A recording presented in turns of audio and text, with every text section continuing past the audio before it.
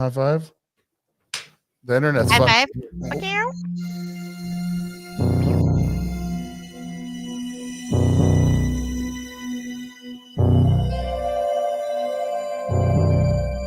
They say monsters don't exist.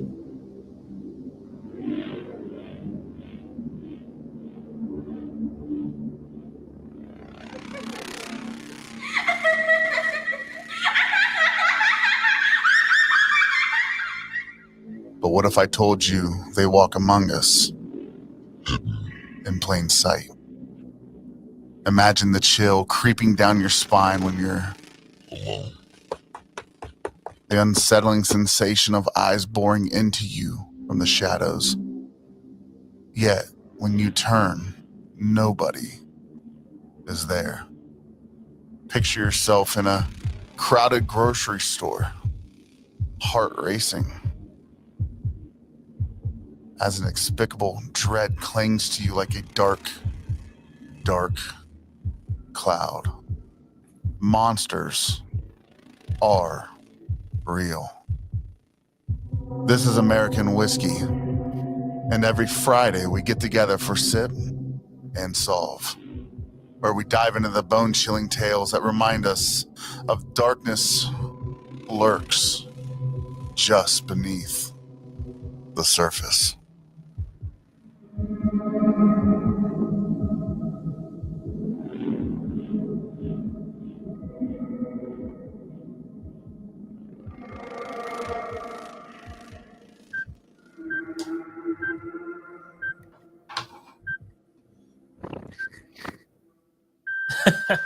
All right, guys, welcome back to American Whiskey, Sip and Solve. I'm your host, Big Sturge, and with me, as always, we've got Justice League. It almost wasn't tonight, but I'm glad to be But here. he's here. Now, our third seat's not occupied because he's working right now, and he'll be here every Tuesday and whenever he can. We love Phil. He's not gone anywhere, so don't worry. He's a great guy. But what I want to do... I was hoping you'd bring this up. I want to enter. Yeah, me too, man. I've been looking forward to it. Been nervous wreck all week because I didn't know what she would say. It's like, will you marry me? But it's more than that. It could be our podcast. So tonight we just asked MyKala to head up our Sip and Solve every Friday. Most Fridays, like next Friday, we may not be able to do it, or we'll have to do it later. But she's going to be heading up our Sip and Solve. So MyKala, we want to welcome you to the team. We're super excited. And what's up, girl? Not much, dog. Just got this super cool opportunity to have opinions about people who do degenerate shit, which is basically every day of my life. So hell yeah, it's a Friday. Yeah, you know what? Thank you so much. Yeah, thank you so much for offering. Like, I am really excited. I have thoroughly enjoyed every time I've been on the podcast with you guys. So to have something that is also like close to my heart and hang out with you guys, fuck yeah, dude. Oh, fuck yeah, let's do it. Mama's is obviously down. And the cat's with us. Yeah, so, and Lady Meowington also agrees. She would like merch in her size. hey, don't play games. I'll make it happen. I will subject my cat to it, and I also blame you for the amount of bleeding that will happen after it happens. Cats with hats. Yeah, cats with hats, baby. And dresses. Is it a girl? Yeah, this is Mama's. The other one that looks like her but is slightly more gingy is Krieg. Okay. So listen, guys, grab your favorite whiskey, moonshine, beer, wine. And speaking of wine, shall we play our commercial for Burned Out Winery? I think we should. I think so. And if you see in the front here, we got some other stuff up front. Hell yeah. If you're looking for a unique wine experience, check out Burned Out Winery. Founded by a team of siblings who turned their passion for winemaking into a thriving business. They focus on crafting exceptional small batch wines from Moscato to tart cherry and spiced apple to their delightful sangrias. There's something for everyone. Each bottle tells a story, complete with a creative name that reflects their journey.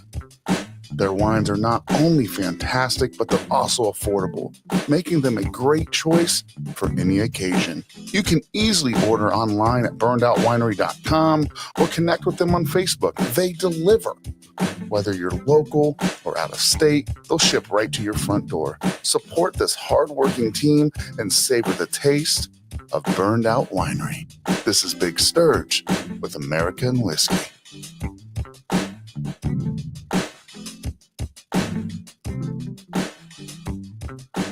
This. All right, guys. So MyKala just disappeared for a second, but she'll be back on. But guys, we're super happy to get you on here. MyKala's My back. bad. Yes, she's back. She's back. Listen, grab that whiskey, grab the wine, settle in. Join us as we delve deep into one of the most, I would say, chilling, perplexing cases in American criminal history. Yeah. The Hillside Strangler. Well, Sturge, right before we do that, I want to bring up two things. One, she disappeared like she was murdered. And then Yeah. came back with the lights And dimmed. it's so and, dim. She did, bro. I did that on purpose.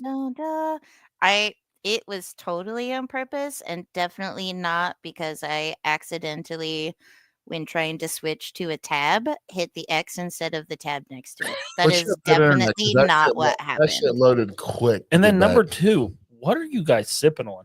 Good point here. We've also got Casbah. I brother, he just started tuning into our podcast on YouTube. Mhm. I wanted to shout him out. Friend. Is there any way we could like break that down so I say it right? I don't want to be an asshole. I'd love to send you a shirt or something. I'm guessing it's like Casbah. Casbah. If you could Rock I the don't know, Casbah. message it. Get on Facebook and find us, and we'd love to send you a shirt, bro. I'm really appreciative that you will listen. And Gordon Shinerman also has a Twitch now. I saw that. Of course. Oh, nice. So I'm sipping on Ghost and Coke. You can't go wrong with Ghost. I know that's Lake Erie Distillery. If you've never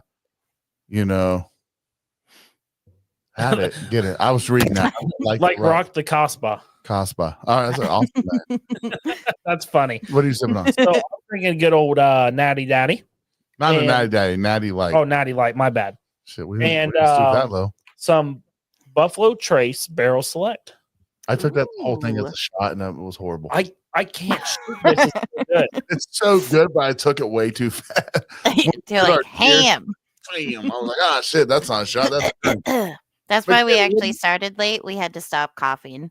That's right. No, we started late because we said we were Rigsby time. That's true. True. MyKala, what are you sipping on? I am sipping on the. Oh, that's not gonna happen. I'm sipping on gin and ice. Jen and I. It's Hey, a. that's not going to happen. She was trying Oh, to pull it up. my. Yeah, I was trying to give a shout out to the label, Oh. but my. There it is. There we go. Gin number 1. There you go. So Yeah, we you can do do a savory kind Yeah. of garden style gin. We actually adapted one of our gin stills to be able to pull some of the deeper oils out of the juniper and the citrus peel. So it comes out kind of like this greenish tone. And it tastes almost like a dirty martini right out of the bottle. It's like a lot of people don't like gin, but I love it because it's it's got like the floral Mm-hmm. smell. And I'm a big smell guy, so like if it smells good, I feel like It's gonna taste I good. feel like gin has a different but good finish. it does. Yeah. Different one. You can drink it dry or neat. You can drink it on the rocks, mixed with some Coke. It doesn't matter. So Oh, I'm coming into Ohio with a bandolier full of minis to let you try everything that we make at my work. So guys, we're gonna dive in here. We're gonna, set the scene for you. We're gonna dive into this Hillside Strangler, and to understand the Hillside Strangler case, we have to set the scene. I do this every sip and solve. The late 1970s in Los Angeles. It was a time of, significant social change. The city was, grappling with the rising crime rate. The atmosphere was electric, and with the culture at the time, you got to think disco, you got to think civil rights movement, you have to think awareness of women's issues. I think this was a big thing, and we have to set that scene so how this crime goes. But beneath the surface of this culture in Los Angeles, darkness was brewing. Mm-hmm. And between 1977 1978, a series of brutal murders swept through the Los Angeles area, leaving the community in fear. And the police were scrambling for answers. The victims, I think they were mostly young women, and they were often targeted because they were, very vulnerable, which, it could have been due to the circumstances. I think we were talking earlier. It was because of circumstances such as being runaways or working in the streets.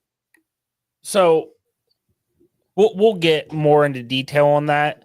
Like everyone else that we have covered, it seemed to progress, and they seem to get more comfortable and progress throughout their killings. They started with people like that and moved on to middle class people. Yeah. Women, to say. Well, and we also kind of talked last week about that like serial killer spiral, where once they have that like first kill, that initial like rush of endorphins of like, oh, holy shit, I just extinguished a life. I would like to chase that dragon.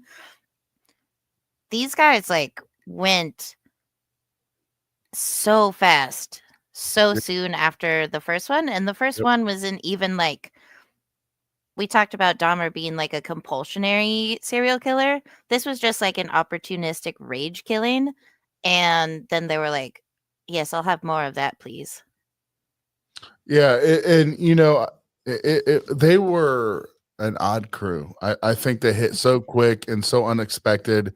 But let's take a moment to, before we get into this, let's honor the victims. And that's what it's all about. The first known victim was 19-year-old Yolanda Washington, whose body was actually discovered in 1977. She was a vibrant young woman with dreams of a better life. And her tragic end really marked the beginning of a terrifying wave of violence. So Yolanda was kind of a victim of circumstance in the wrong place at the wrong time. So she was a 19-year-old prostitute.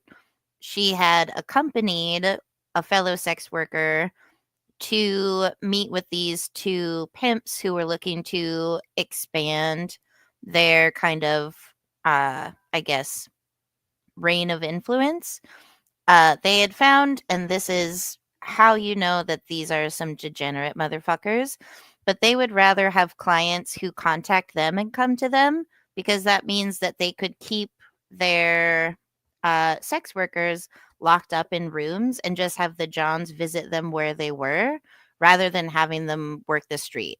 They're like, there's less outside influence, there's less chance of them escaping. They had just had two of their underage sex slaves escape, so they were looking to expand their business into known Johns. And so they approached this woman, not Yolanda, but her like kind of mentor higher up, approached this woman about getting a list of Johns that they could contact and have as regular clients. And so Yolanda accompanied this woman to that meeting. She handed over the list. She got the money. And then the two pimps realized that the list was fake. None of the names were correct. None of the numbers were real. And so they were infuriated. But the woman took the money, skipped town. I believe her name is Debbie. But she took the money, skipped town, and all they could find was poor 19-year-old Yolanda, who had the misfortune of being there that night. Yeah. And it's really, you look at that whole story of her, and it's horrid. It's horrible. It's there's other victims, and we can go on and on. It includes women like 15-year-old Anita Gay, who was reported missing and later found dead. Each of these women had, each of the women had stories, families, aspirations, right? Yeah. That, their lives were tragically cut short. We talk every week about this. We talk every week about these innocent people that their lives are just cut short. And it's crucial that we remember them as individuals Mhm. rather than just a 10 statistic. victims, 12 victims. Like, Well, right. they're not a number. So that's also it leads to show that they weren't dumb. So Mhm. they actually abducted a woman called Catherine Lore Baker. She Yes. was the Daughter of a Peter famous Lorre? actor. Yeah. Yes. And they let her go because she was like, "Hey, look at my ID, look at who I am, look at this picture with my father." And they She were brought the receipts. and Yes. they were like, "Oh shit, if we kill her, it's going to attract a lot of attention." Mhm. Well, they're cowards, right? Yeah. Yeah, So- ultimately, like, intelligent, narcissistic cowards. And you know, as as we're sipping on these drinks tonight, and we're gonna get, let's take a sip to the victims. Let's cheer these victims. Let's think about them and reflect on their lives and the impact of their loss on their families and the Cheers. community.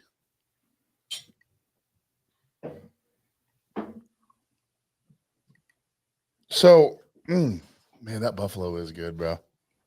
It's definitely a sipper. So we're gonna, I when I started sipping Solve, man, this was the biggest thing. It's just remembering them, not as a number, but man, it's these are touchy, right? You know what I mean? It's Yeah. And we're not especially trying to the glorify these guys. No. Well, and I appreciate that's part of why we start with the victims first. Like, we're not setting the stage because honestly, like, Dahmer's history of like abuse and neglect and all of the things that contributed to him having a shitty childhood, these guys had some strife in their early years, but nothing that would contribute to them being the degenerate I pieces don't of think shit that there's they no showed red themselves flags, to right, be. MyKala? There's no No. red flag. Like upper middle class, like Yeah. relatively successful, they just like came out of the womb pieces of shit, like Yeah. perpetual liars, like Yeah, all right. of this stuff. Yeah, they just out of the yeah, womb, pieces of shit. You know just what I mean? fucking Katie Couric turd.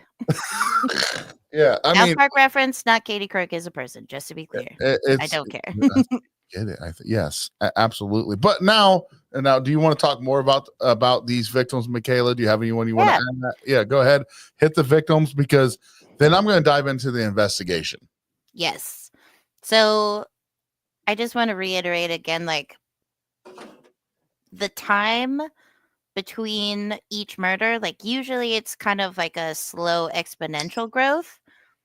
But after this first taste of like murder and kind of like removal of control from their victim, they had no empathy. Like, one of the things sometimes about like psychopathic or sociopathic people is once they experience a thrill from something they know is not okay,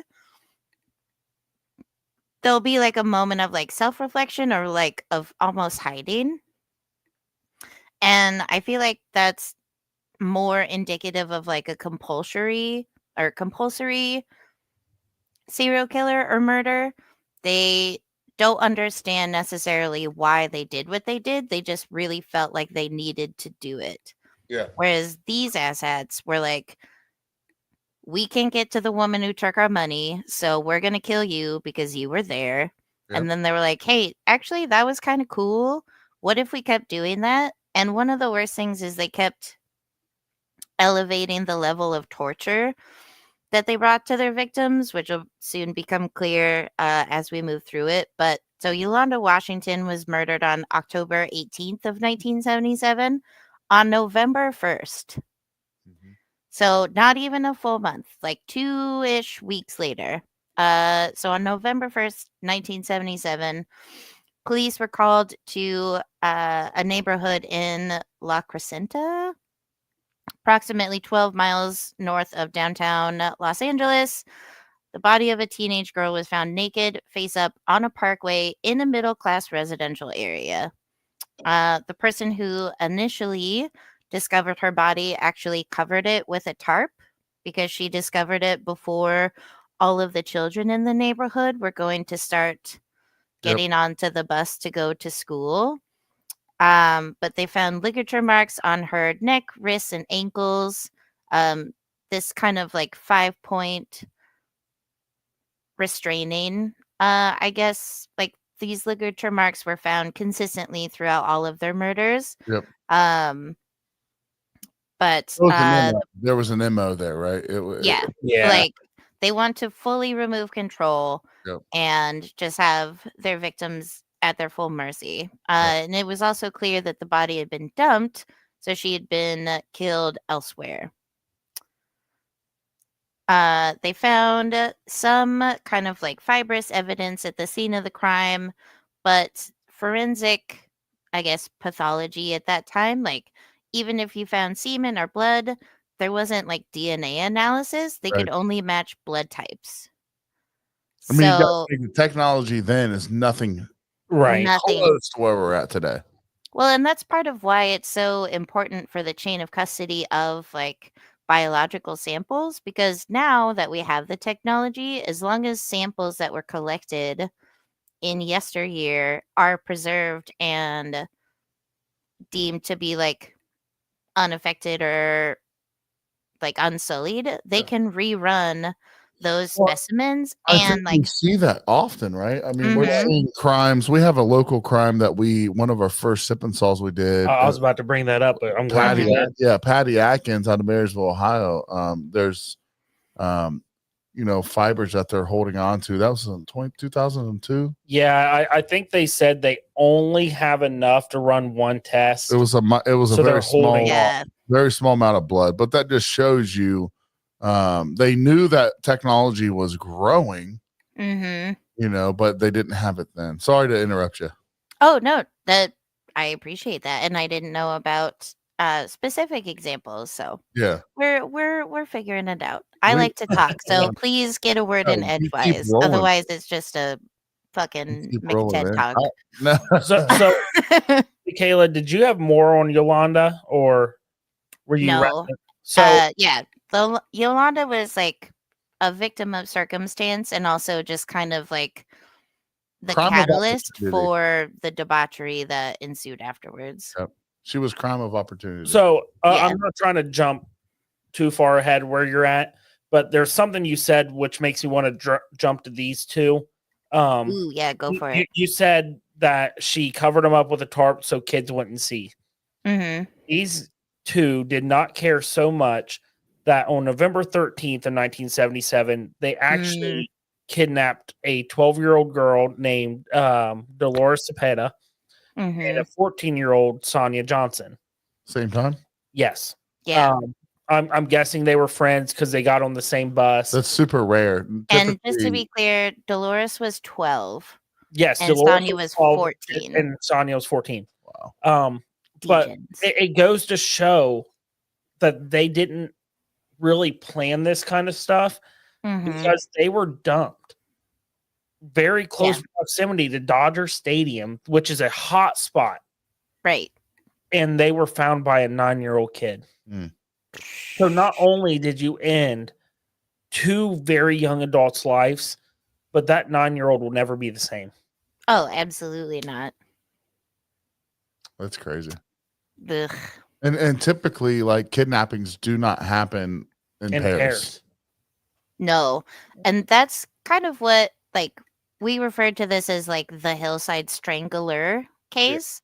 Because that's kind of what, when the media and the police actually finally started paying attention, which I think was after, like, the first 5 fucking murders, which also asterisk, when normie people and middle-class suburban students and women were being murdered, now you suddenly think that maybe these are all related, but when they're just sex workers or like underage runaways, like, it's like, well, they were just out in the fucking wilderness. So yeah, I guess sometimes they just die. And it happens so quickly, like pew, pew, pew, pew. Well, that's what I was about to say, because the first one happened in, you said November 1st time frame? The first one was like October 18th. Then a month later. And then like November 1st. 2 weeks was the second one. Yolanda was October. Yeah. Judith was November 1st. Yep. Lisa was November 6th. Yeah, They aborted 5 days later. Early November. And then they kidnapped these two on November 13th. Yeah. Like The spiral is actually just tobogganing like a death sled down the fucking hill. Hey, it's- Cosmo, you got to keep paying attention. Were they brothers? Hey, listen. We're gonna here, get brother. there. Yeah, we'll out get here. there. Now, We're talking about the people we care about first. yeah, we're But they talking. are related. I will say they are related. But we want to just make sure we talk about the victims because they deserve to be talked about. Now, what's the next victim? Do you have another one you want to talk about? Yes. Well, let me just make sure there's no contextual evidence that I saw for Judith. Ooh. So one of the things, like the two-toned sedan has kind of like, it's become a recurring theme. Like there were witnesses who saw the victims like interacting with two men, and it came out later that they oftentimes impersonated police officers. Yes. Well, the one wanted to be And a cop. what's that? The one cousin wanted to be a cop. Yeah, one wanted to be a cop, so they like just kind of adopted this persona of like, yeah, we're undercover cops, so like you're getting pulled at, like you're a prostitute, you some better come people with trust us. the cops the most, right? Well, so that was brought to light the most by Catherine Baker that actually got away. Mhm. They let go. Yeah. She recalled the two as flashing LA police badges and approached her. But so Judith Miller was the first time where a witness had witnessed a witness had done their thing. Burp, burp, burp. I've had gin. But a witness had like seen them interacting with the victim and the car that they were driving. Which this is, I mean, I know it was the 70s, like things have gotten better. There's obviously a bit more of an awareness of the depths of human depravity, but like the nonchalance with which the police kind of handled this case and the witnesses is rough to look at in retrospect. Yeah, I agree.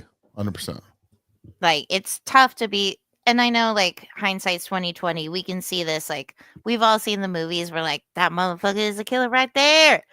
But like we're not in that moment, so we can't really fully understand what it would be to be a police officer who's trying to put together this whirlwind of bodies that just Yeah. keep popping up. Like I imagine some flight or fight response adrenaline was pumping through, but Yes.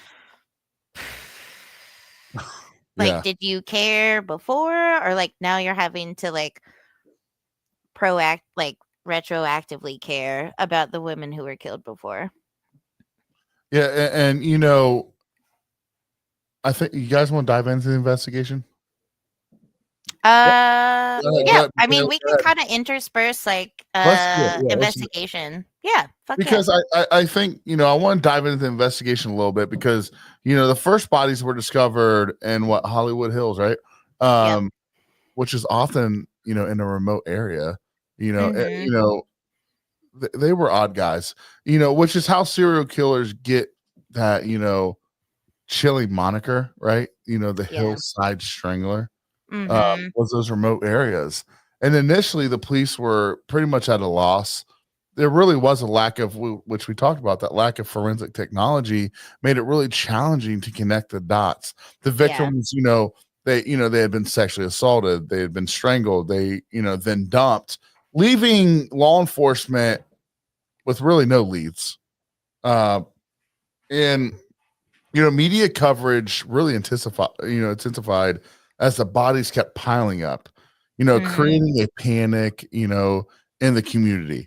News outlets, you know, ran sensational stories, and the women began to modify their behavior to avoid becoming those victims. I think that's something to talk about. Yeah. Yeah. Well, and at this time, like Los Angeles had several active serial killers too. Like they weren't even the only ones operating in this time. But touching on the sensationalist, like Son of Sam, Night Stalker, like all of these serial killers got like pew, pew, pew, their name in headlights, and it just served to make the general populace so intrinsically afraid of interacting with other people, where it almost did, I think, the general normies almost a disservice, where it's like I can't trust anyone because any one of you might be the one who's gonna fucking murder me. But Whereas so- I think that if we had like a greater trust in our actual community, I think there could have been an opportunity to circumvent some of these like atrocities. So agree. you have to also put into consideration with exactly what you just said. With there being multiple serial killers in the same Mhm. region, Yeah, that makes the police job so much harder. so much harder. Like, which one Because- is it? Let me spin the wheel of misfortune and figure out which silly serial killer is fucking up my day today. Well, it makes you wonder, like, do you link one to another? Do you get them mixed up? There's Mhm. so much going on there that it makes solving one Yeah. compared to three impossible. Yeah. I think it's a really interesting comment here by Kasaba. Oh, mhm. He was a Rock the sheriff in Casbah. Miami. Yeah, sorry. I'm terrible at names. I really apologize. But he was a sheriff in Miami, studied psychology, and has worked on many crime shows. I don't know this case, but I see one wanted to be a cop, and Mhm. two, which is rejected police, want to be main killer and other. I think that's a really Yeah. good fucking point. Well, It and is. then Gordon Shinerman also touches on something that kind of comes up later in the investigation when the police finally acknowledged that this was a serial killer situation and these murders were all linked. The profile that they gave was essentially like a white man who hates his mom. Yes. And it ended up being two Italian descendant men who just hate women. Yeah. Yeah. In general. Yeah. Yeah. And I think, back to the investigation kind of and the media coverage Mhm. and all that, but the authorities kind of formed that task force. But Yeah. the investigation was really complicated by the fact that they were dealing with not just the one, right? We're talking about it right now, not just the one, but potentially two killers. And he just put again here. Did you put that? Was following the older, bigger brother, which I think they were cousins, right?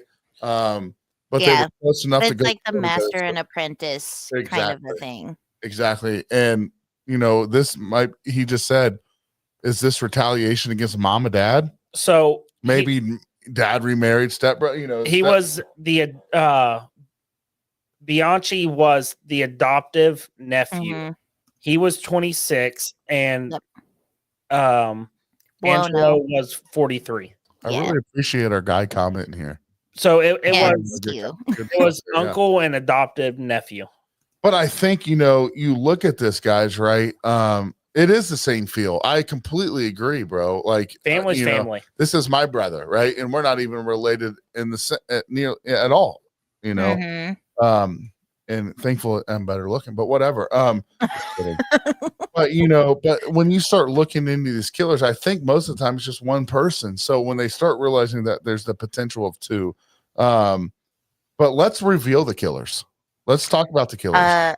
I was gonna say I just Googled Go ahead. real quick because we talked about how many killers were active in California. So Yeah. in the 70s and 80s, more than 20 serial killers were active in Los Angeles. There's an average of about 30 right now in the Yes. United States. The And number there's 20 in the in Los US was the Angeles and highest between 70 and 90.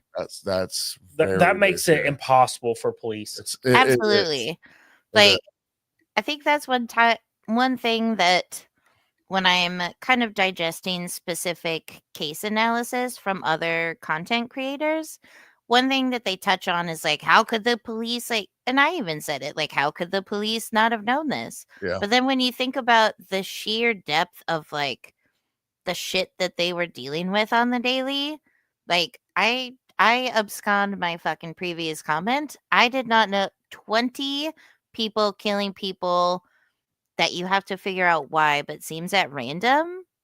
And they were probably Fuck trying to that. piece all those together.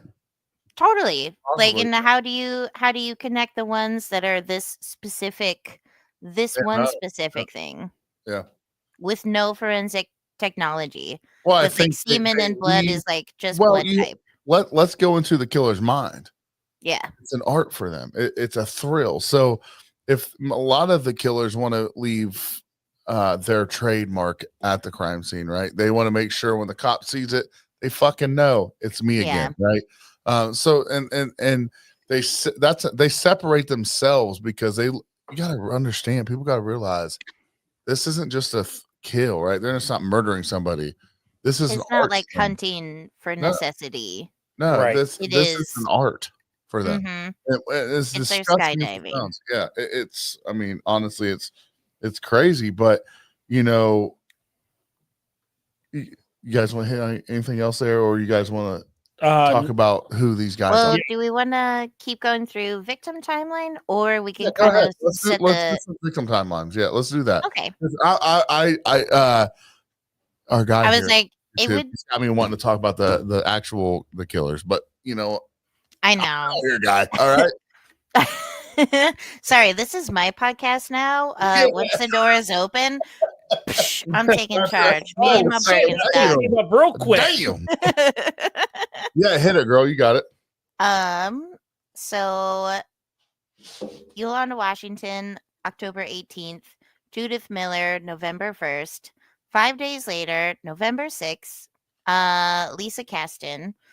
She was discovered near a country club in Glendale, and much like Miller, the previous victim, her body bore the same like neck, wrists, ankles, 5-point restraints. She had ligature marks and showed signs of being strangled and brutally raped. This is the theme throughout the thing. We all know what happened to them. I would like to just not have to say that every time, but the victims, all of their victims were brutally raped before they were killed. So let's just establish that as a constant. So one of the difficulties, like she was working in a restaurant, which normally would not be part of the Hillside Stranglers MO, but she also worked part-time as a professional dancer in an all-female dance and cabaret troupe, the LA Knockers. Which, if you hear that, you're like, knocker. So, like, it's them moving up to like still sex work adjacent without the lack of like regulation. But they still saw her as someone who was like sinful and like lesser. It's kind of like the Madonna complex of like they weren't exalting her because they knew that she was a sinner. So like they weren't like, "Oh, you're really good, but oh, now I know that you're not." Like they were taking advantage of her being able to find, I guess, like monetary like comfort, like being able to financially provide for herself in whatever way she could. Right. It's like being what is it? There's they're a dance troupe in New York, the Rockettes. So like being a Rockette is like a fucking high praise indeed. But then there are tiers below that where you're still working just as hard as a Rockettes, but you're called the LA Knockers. Yeah. The Knockettes, if you will. The knockout. And like their other MO with this one, they pulled her over, showed her a badge. Yeah. And went that route. And they're detectives, and they needed to take her in for questioning for being a waitress and a fucking dance troupe member. Like it's really I appreciate that at least in this day and age, women have been able to have the information to be more informed about like what is an actual police badge. Like here are your rights when being taken in by potentially undercover policemen. Yeah, but how many people don't know? Well, like the information is there, but it's not disseminated wildly. We had Like somebody you have here. to look how to protect yourself, and that I think sucks a lot of we had times. somebody here in I believe Clark County not that long ago was pulling people over in what looked at night in what looked like a sheriff's car, Yeah. and they weren't. They were not sheriffs, and it's like, who's not going to pull over when you see those lights? Mm-hmm. Yeah, exactly. Because the second One that time you I was don't, you're going to get ripped out of your fucking car, and who knows what next, right? totally. I like super like low stakes situation for me, but I was driving from where I was living at the time to another town, and I saw lights and sirens behind me, so I pulled over. But the person who was behind me, who was actually getting pulled over, was driving without their lights, and they were getting pulled over on suspicion of drunk driving. So I pulled over because I thought the cops were going to whiz past me, but then they stopped. So then I'm like, fuck, okay, I don't know what I did, but I prepared all my documents, and the cop came to my window and he was like, why did you pull over? And I was like, that's not the way this conversation normally goes. Like, I thought you asked, why do you think I pulled you over? Yeah, And he yeah. was like, no, I pulled over the people behind you, and they said that you were with them. And I was like, are there people behind me? Like, I'm not drunk. I'm just trying to go home from work. What the fuck is Yeah. happening? And they're like, yeah, no, we pulled them over. You pulled over to, like, did you pull over to let us go by? And I was like, absolutely. And they're like, cool, on your way. Have a But I good was one. just like, "Bleh." Yeah, it's what is it? Not being stereotypical or judgmental, one or both. Was bi or gay, closeted, and in love with the other distant relative. He's investigating. It sounds like he's trying to be the investigator here. Yeah. And I think honestly, there's no indication, like, so getting into the gross details, like, let's go for it. so the only time that sodomization occurred was when their victims did not have leg hair. So it was very much not about like projecting their like potentially homoerotic feelings onto their victims. It was very much like a pedophilic compulsion. Yeah. Like, there are people who act out, like Dahmer especially, like tried to take advantage of people because he was dealing with his own self-hatred. But For in this sure. case, I think it was very much a projection of their hatred of women, and the most easily taken advantage of class of women is prepubescent, like underage women. Like I Dahmer. don't think it was, yeah. Yeah. Like, I don't think it was them trying to fuck each other through their victims. Yeah. I think that the older cousin, Anthony, was the most sick and depraved. And I think that the younger one, like, had those inclinations. And it wasn't until he moved in with his older cousin that their reign of terror, like, actually happened. They both I, had the predisposition for, like, outward hatred, I but think it wasn't. he's on the right. That's a good question, right? Like, can we pull that up? I mean, he says, No, it is a good it's a really, question to, like, think about. and you look at Dahmer, why did he kill men? Well, it's clear. I mean, his whole family, his grandma was a devout Christian who Yeah. completely despised homosexuality, and so it's like there's a reason he killed men, right? Young men. Yeah. But He killed young gay men because he gay didn't men, want to be exactly. gay. Thank you. So he was trying to slay the gay away. Right. And which is, that's not going to happen. So, and Yeah. you saw what happened to him. Right. But I do think that, those things, like, were those looked at back then? Was that kind of thing looked at back then? Because I back don't then, think so. yeah, Oh, because sorry. Go ahead. people didn't even want to talk about it, right? Yeah. Well, like, no one want to talk about the weird stuff, right? Yeah. It's like we talked about with Dahmer.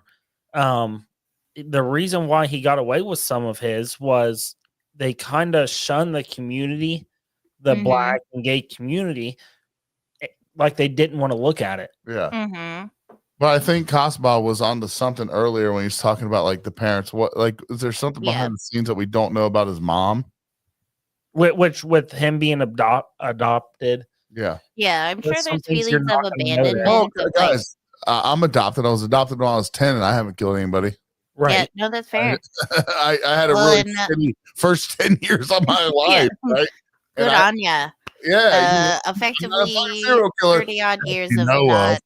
I'm just kidding. That was a fucked up joke. Sorry. No, it's I'm fine. not. Well, I was gonna make another fucked up joke where it's like Yeah. the OSHA sign of like this many days Yeah. since the last accident. It's like however long you've been alive Yeah. since the last murdering because of childhood trauma. Yeah, Good on you, mate. I'm also adopted, man. My sister and I were both adopted together, so that's awesome.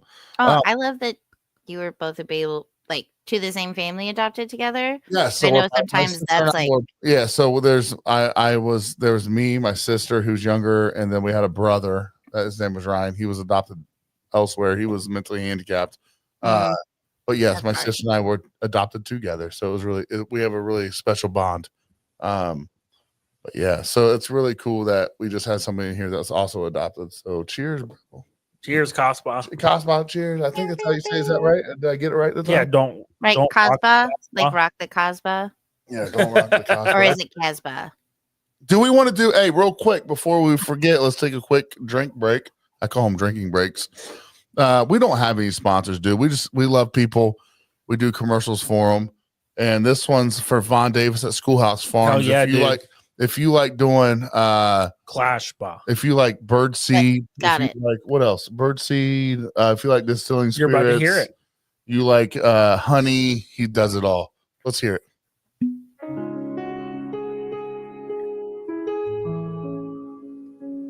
Discover the taste of freshness at Schoolhouse Farms. Join Von Davis and Beth Cole, passionate bird watchers and friends from York County, Maine, as they transform their love for nature into a thriving business. Since 2016, they have been dedicated to growing and distributing premium sunflower kernels, oils, gourmet popcorn, and heirloom grain products like corn, flour, and grits. What do they offer? Birdseed suppliers, high quality black oil sunflower seeds for local markets, food retailers, a selection of sunflower oils, roasted kernels, gourmet popcorn, and heirloom cornmeal. Online shoppers enjoy gourmet popcorn and confection sunflower kernels from the comfort of your home. Floral markets, stunning sunflowers for Ohio-based florists. Distillers, specialty grains for brewing and distillation. Popcorn vendors, are you a kettle corn vendor? Talk to Vaughn or Beth about supplying your business with the lowest cost, high quality mushroom popcorn in the industry. Taste the difference.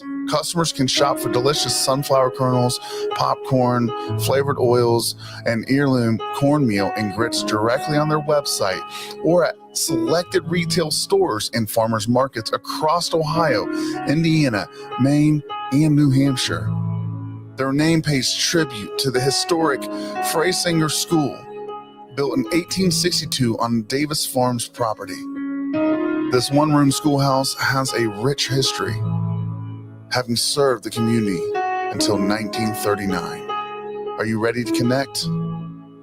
If there's an exciting opportunity to discuss, they would love to hear from you. Follow Schoolhouse Farms on Facebook today and become part of the community. This is Big Sturge with American Whiskey.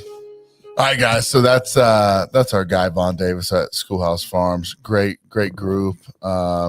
And listen, Casbah, listen. Clash Bar.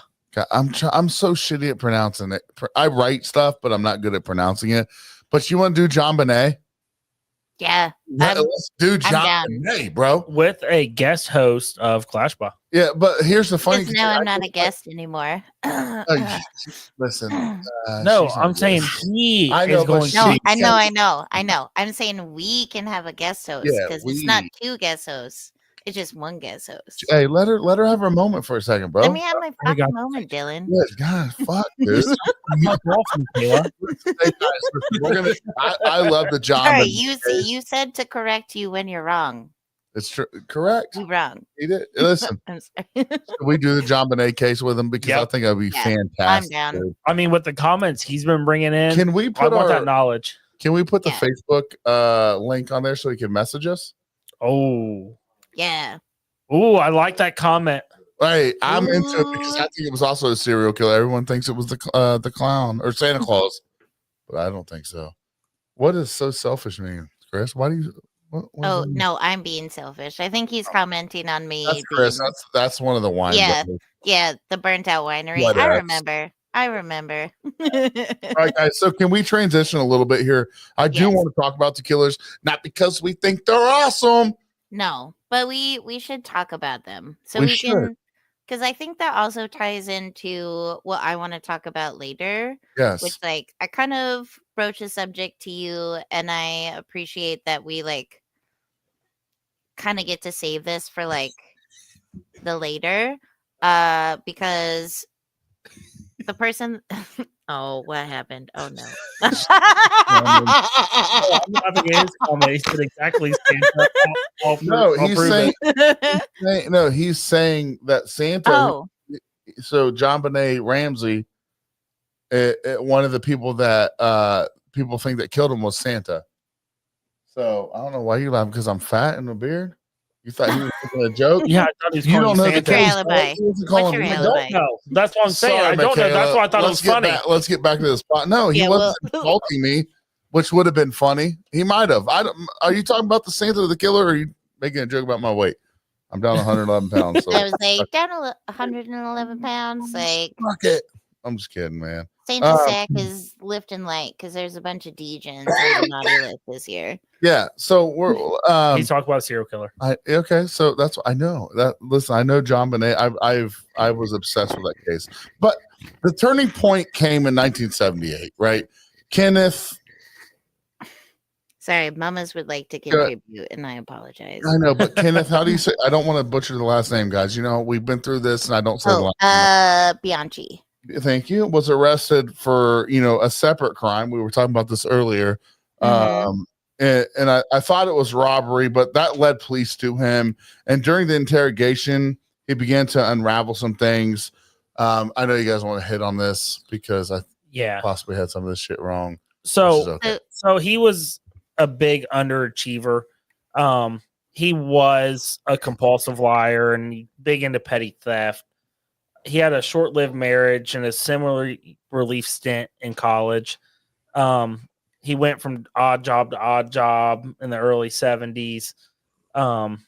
75, he was 24 years old. And that's when he was arrested for burglary and stuff like that. But they connected evidence. But that purring. Sorry, mamas, you can't. Mama's purring. But it's almost like she loves me. I'm sorry. At that time, there was no murders or anything to link him to. Yeah. Do you want to hit on him at all? So Kenneth. So Kenneth Bianchi, he was the one kind of like Casbah touched on.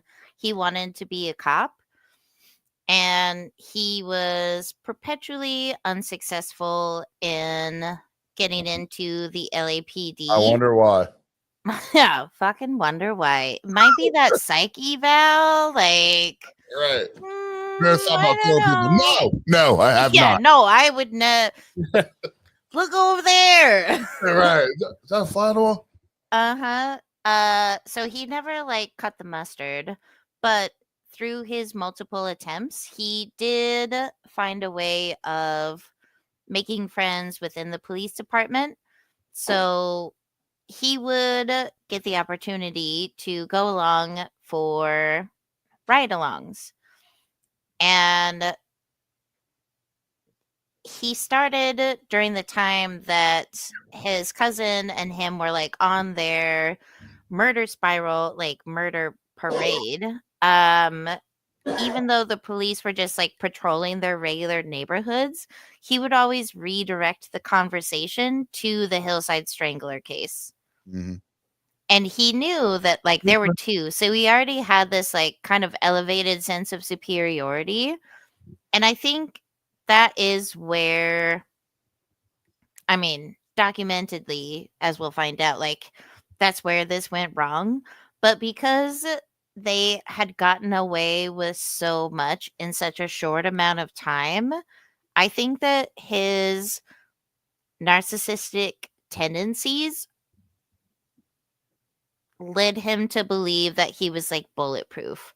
So Yeah. he was in a He was police smarter. car He thought he was riding. smarter. Yeah, Yeah. he thought he was so much smarter. So he's riding along with these police officers, asking them questions about a case that they are actively investigating, along with the other 20 fucking serial cases that they're investigating. But sometimes some of the questions that he would ask were almost so pointed that they contained or were at least adjacent enough to information that the police had not disclosed to the public.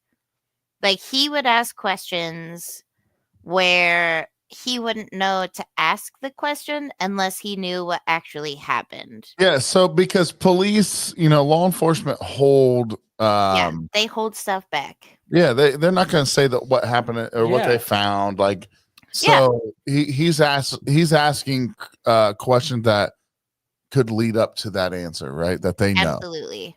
And And so when he starts kind of like, sorry, oh God, Jesus Christ, sorry, my cats just were chasing each other and almost ripped my headset off of my fine. head.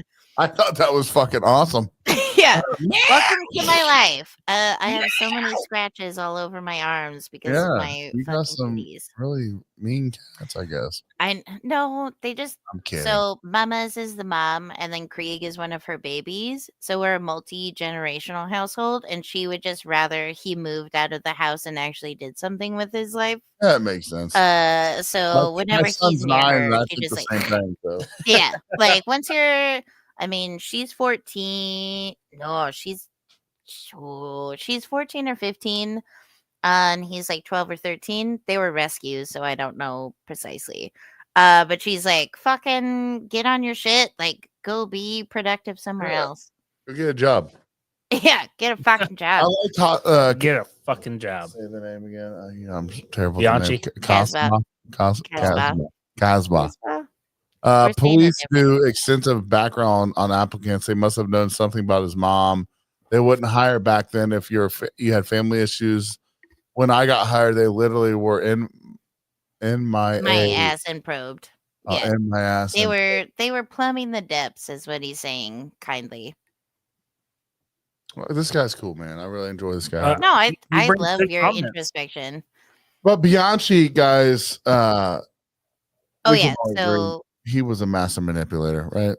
yeah, like he had a slightly wasn't above smart. average IQ. Yeah, but he wasn't But smarter I than feel the like, cops. but he was not smarter than the cops, and I think also the narcissistic tendencies of like thinking that you're better than everyone else leads you to like do things that a smart person would not do, regardless of their intelligence. Like IQ is like intelligence and wisdom, like, or I guess interacting with human beings is like intelligence and wisdom. Like, I know smart things, but if I'm wise, I know how to do things with the things that I know. Yeah. And so he's on these ride-alongs and he's like asking questions, thinking he's being super nonchalant about the questions he's asking, but it like brought heat. So the cops started specifically asking what he was doing on the nights of the murders that had already occurred. And he like feigned ignorance and was like, oh, I don't know. So then he told his older cousin about what had happened, and his like Buomo like threatened to kill him if he did not leave town. He was like, we had a good thing going and you fucking ruined it because of your stupid arrogance. Yeah. So if you don't get out of town, I will fucking murder you. And we will put it to bed. So that is when he moved to Bellingham, Washington. Hell of a cousin. Hell of a fucking cousin. Yeah. Like, sort your shit. You're ruining the debauchery that I would like to be doing here. Like, you're fucking up my steez. Yeah. So I think now going back to the killer things, like, so now Bianchi has like fucked off to Bellingham, which is inevitably how they did get caught. But it wasn't until Bianchi had this like narcissistic arrogance of like, I'm going to ride along with the police and I'm going to ask them questions about their investigation of the murders and tortures that I am committing, that they were like, you got to get the fuck out or I will make you a martyr for our debauchery. Yeah, 100%. You know, it's kind of interesting because Bianchi was such a master manipulator. Once they caught up to him and you know, questioned him and you know, he tried to like play it off. And it was kind of interesting because he tried to say he suffered from, I believe it was Multiple multiple personalities. personality Yep. disorder, yeah. And he kind of portrayed himself as a victim of his own mind, right? But Yeah, you know, the killer was called Steve. yeah, and he was a victim of his own mind. But everybody, like, listen, the evidence against him was so overwhelming that that shit couldn't stick. Like, he had manipulated people for so long that he thought he could do it through the court system, and Mhm. it just fucking And couldn't just, happen. nope. I mean, and I think that kind of leads to the fact that, you know, he was like, I'm smarter than you in this, but he finally gives in and he eventually confesses. We know that, right? And he Yeah. implicates his cousin, Angelo Biano. I think Biano? Well, no. Buono. You know me. You know me, Buono. my pronunciation of More names. like a blono, but a buono. Yeah, and guys, they together, not just Angelo, but Kenneth. They had lured their victims under various pretexts, you know, sometimes posing, like we talked about, as the police officers, or they were just time, for trying to sure. be, most of the time, or they were offering, let's think, you know, you broke down the side of the road, I'll help you, Mhm. right? So they were offering assistance. And Buono was, you know, I feel like through my research, he was more domineering. Yeah. And he plays a significant role in the manipulation and the violence, while Bianchi was often more charming of the two, if that would make sense, which Yeah. really made the perfect combination, a deadly combination. Which they had to be somewhat of a good combo, like you're saying, because in reality they were pimps. Mm-hmm. Yeah, so Buomo owned a car upholstery upholstery. Don't Jesus they Christ. all? Upholstery. Owned an upholstery business, and despite like not having any experience, he was like relatively good at it. So during Bianchi's like after being adopted and just like fucking shit up at every level, his family just like sent him to his adopted You can't fuck it up cousin like family. Bianchi. Yeah. So they're like, "Oh, cool, you're fucking up. Let's just send you to the person who's going to fuck you up the most." Right. So he like Buomo had a documented history of like abusing his wives, abusing his children to the point where he would like make his children watch when he abused their mother. Like, in terms of pieces of shit, this man is the penultimate shit. Yeah, and you know what was did you watch any of the trial or research any of the trial? No, I went deep into Veronica Compton because I thought maybe I would be the the barley quinn, as it were. Let me hear what he got out of that. Let me Well, it comes later, so let's do the killer Well, stuff, so and then the we'll I found like the trial was super interesting. yeah, Because let's be honest, it's nothing short of sensational, right? It right. captured the nation's attention at the time. And Oh, you know, actually, you go fucking ahead. right. Veronica Compton did testify because Buomo's trial took over 2 years, and it was the most expensive trial that had ever happened in California, Right. Also the longest. The longest. and also the longest. Yeah. Guys, look, Like, I was going to say all these things, and you guys are hitting this. So I'm so proud of you. yeah. I'm so Sorry, let me fucking just proud of cut you off to say the thing that you were gonna say, No, I and love make it. it seem like it Though. was I yeah. love it because we're on the same page.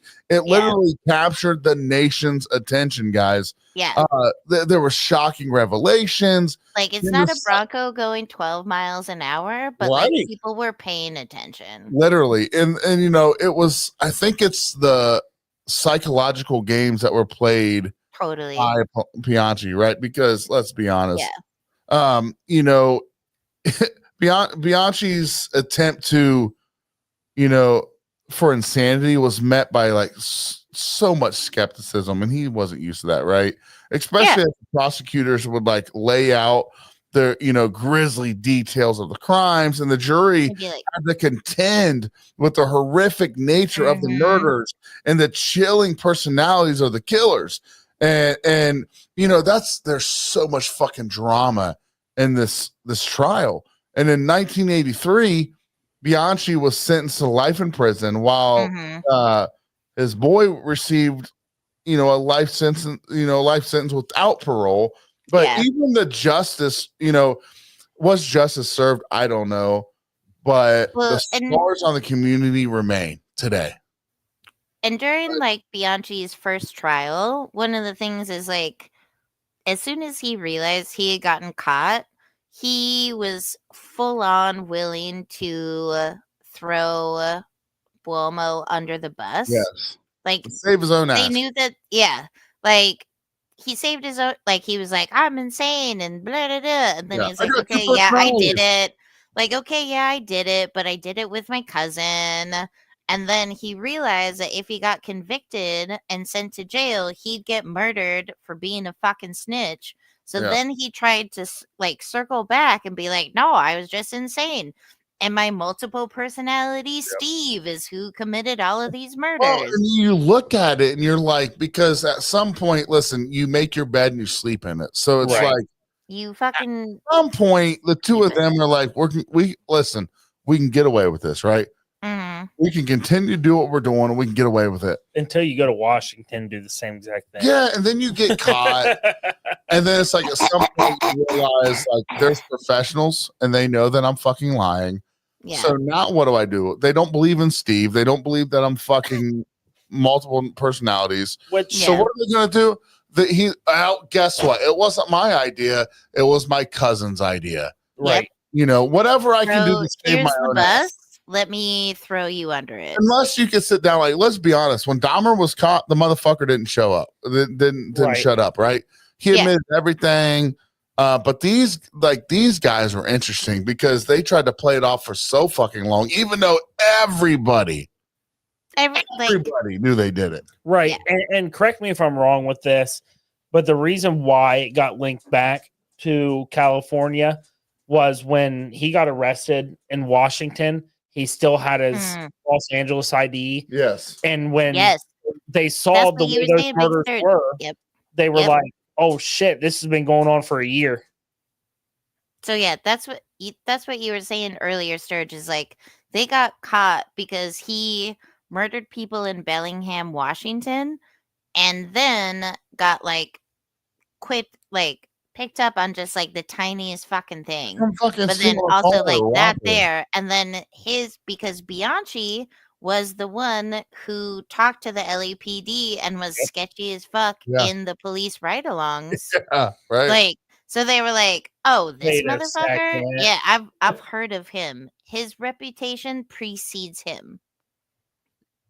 Honestly, these guys, Fucking degens. Oh my Degens from God, Love Country. there's something. There's fucking something. Well- And go ahead. Oh, I was gonna say, like, so Bianchi obviously like is gearing towards like throwing his cousin under the bus. He Right. is grasping at all of the straws that could possibly save him. Like anything, he is looking for a line. Doesn't even need to be a lifeline. It could just be for like a little bit longer line. He threw his cousin under the bus. He was happy to make up a narrative of like multiple personality Oh, yeah. Steves. Yeah. Like, this is a man who is not And it was a load fettered. of shit. Like, he clearly a was load of like, shit. I will not be restricted by the truth in order to save my own ass. Like, Right. I will spin whatever tale I But is think that it's the surprising best. though? I don't think it's surprising. No, it's not. And I think that is kind of like one of the hallmarks of like the two kind of like different. I mean, there are multiple, but like one of the distinct methods of like sociopathy, psychopathy is like once that kind of downward spiral starts, in their case, it wasn't the murders that were causing the spiral. Like they were on the spree and they were just doing it to live it, to love it. But the downward spiral for Bianchi was when he got caught and incarcerated. And that's when the demented desperation spiral started happening. Well, And that's how like Veronica Compton got brought into it. yeah. Yes. I find serial killers interesting because you have like two types, right? You have some that are cowards and they try to get their way out. And then you have like the ones that are like Dahmer who are like, yeah, I fucking ate 13 people and murdered however many. And I Yeah, should John find Wayne Gacy, out. 33. Shoop, Yeah. shoop, shoop, shoop, shoop. And super like just completely honest about the crimes. Yeah. And, you know, it's just really intriguing to differ the two, right? Yeah. Um, I feel like the compulsory ones are like, here's how I did it. I don't know why I did it, but I will tell you all of the facts. yeah, But the ones and who they're not are trying like to hide it. raging, no, they're not trying to hide it. They're like, this is what I did and why I felt I needed to do it. But the ones who do it for like the Camaraderie. pleasure of it, yeah, Yeah. for the pleasure of it, to enjoy it, to be able to chase this brain I state think it's of a high. It's a elation. high, right? I mean, It totally listen. is a high. Like So they're chasing that high. there's some people that murder people like Dahmer, and they're like, yeah, put me in prison. Then there's other people that serial killers, and they're like, this isn't fucking. You're not an alcoholic. You're not a drug addict. You can't go to AA for fucking murdering people. Yeah. Like, you done fucked up. You got to go to prison. Like Yeah. you're like, you know, you know, it's like, well, I got two person. It doesn't fucking matter. You're going to prison. Like whether you fake, like this isn't like you don't have. This is nothing that you can fix.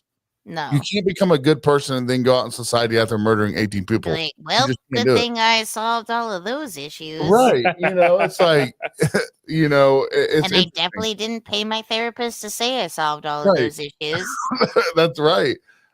You know, and it's enough to talk about. It's enough talking about these fuckers, right? Because they're horrible people. And I do want to talk about the, you know, the social impact.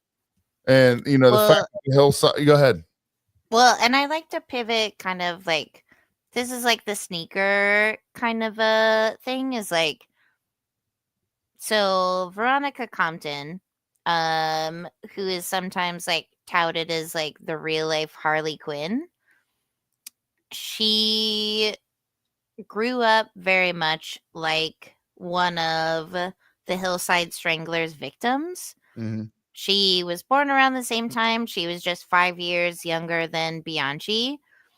And she was born to a Mexican immigrant father with a mother who was born from a British immigrant.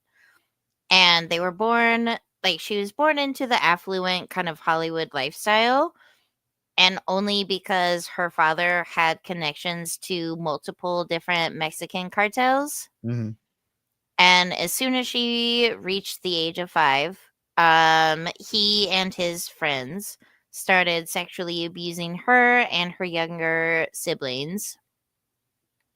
And so she immediately just started having this, like, trauma from the age of consciousness. Like, I don't remember a lot from before I was the age of 5. So just to have that be at the forefront of your formative memories, like your goose is cooked. Like, yeah, for sure. I hope that you can get the help that you need.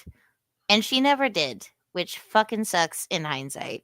Yeah, yeah. You look at that, and it's sad, right? It's sad. Hard to, it's like, really hard to grasp that.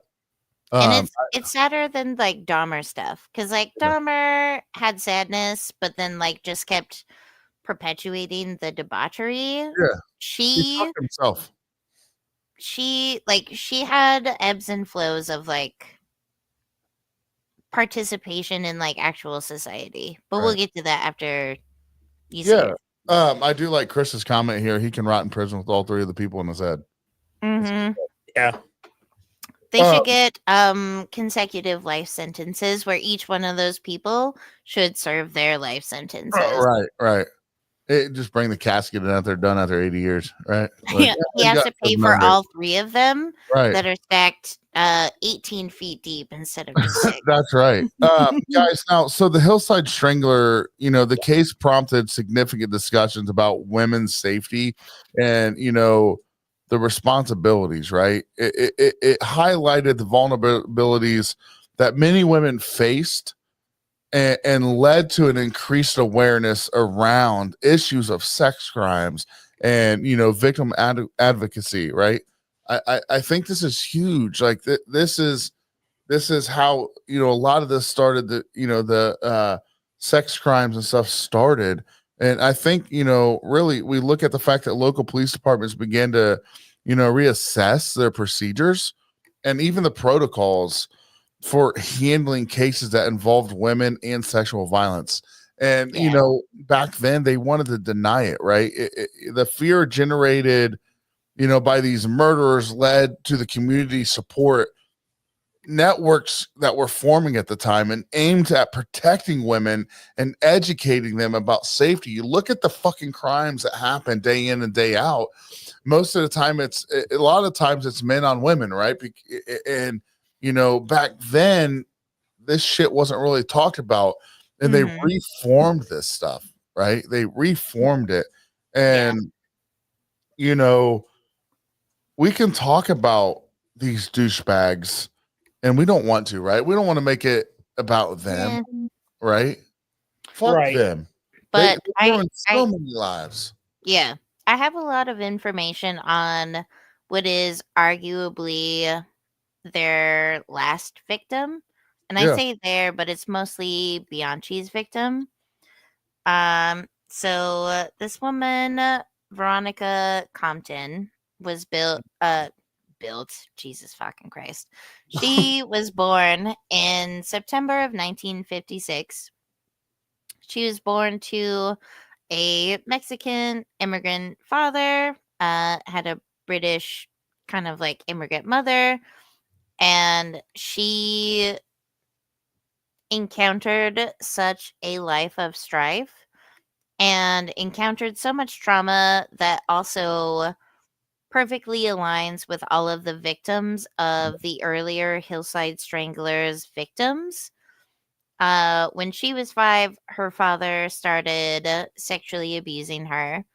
And by the time she was 10, her mother managed to get a divorce from her father, but he was a Catholic traditionist, and he was also in the upper echelon of Los Angeles's like elite.